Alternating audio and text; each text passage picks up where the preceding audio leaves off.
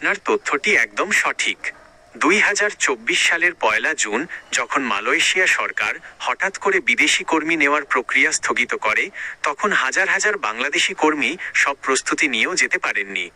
সেই হিসাবে দেখতে গেলে দীর্ঘদিনের অচলাবস্থা কাটিয়ে প্রায় 2 বছর পর, 2 বছর 1 মাস পর অবশেষে এই শ্রমবাজারটি আমাদের জন্য উন্মুক্ত হলো। এই দীর্ঘ বিরতির পর বাজারটি খোলায় স্বভাবতই জনশক্তি খাতে একটা বড় স্বস্তি ফিরে এসেছে। তবে এবারের প্রক্রিয়াটিকে আগের চেয়ে অনেক বেশি নিরাপদ ও স্বচ্ছ করার চেষ্টা চলছে। শ্রমবাজারের এই দীর্ঘদিনের চড়াই উতরাই এক নজরে দেখে নেওয়া যাক। মালয়েশিয়ার শ্রমবাজারের একটি সংক্ষিপ্ত টাইমলাইন। প্রথম বড় ধাক্কা ও বন্ধ।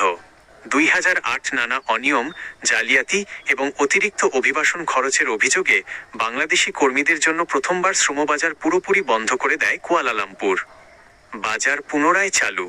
2016 দীর্ঘ কূটনৈতিক আলোচনার পর 2016 সালে আবার কর্মী নেওয়া শুরু হয়।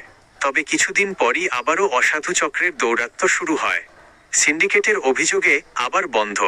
2018 নির্দিষ্ট 10টি এজেন্সির একটি শক্তিশালী সিন্ডিকেট বা অসাধু চক্র তৈরি হওয়ার অভিযোগে 2018 সালে তৎকালীন মালয়েশিয়া সরকার বাংলাদেশ থেকে কর্মী নেওয়া আবারও স্থগিত করে। তৃতীয় দফায় উন্মুক্ত। 2022 আগস্ট সব জটিলতা কাটিয়ে 2022 সালের আগস্ট থেকে নতুন করে বাংলাদেশি কর্মীরা মালয়েশিয়ায় যাওয়া শুরু করেন। সর্বশেষ স্থগিতাদেশ 2024 1 জুন মালয়েশিয়া সরকার ঘোষণা করে যে আগে থেকে অনুমোদন পাওয়া কর্মীদের 2024 সালের 31 মে এর মধ্যে সে দেশে ঢুকতে হবে। এরপর থেকে কর্মী ভিসায় নতুন করে বাংলাদেশিদের প্রবেশ পুরোপুরি বন্ধ হয়ে যায়। অবশেষে দীর্ঘ প্রতীক্ষার অবসান। 2026 6 জুলাই প্রধানমন্ত্রী তারেক রহমানের সাম্প্রতিক সফল মালয়েশিয়া সফরের ঠিক 2 সপ্তাহের মাথায় 6 জুলাই 2026 থেকে আনুষ্ঠানিকভাবে আবারও বাংলাদেশিদের জন্য খুলে দেওয়া হয় মালয়েশিয়ার শ্রমবাজার।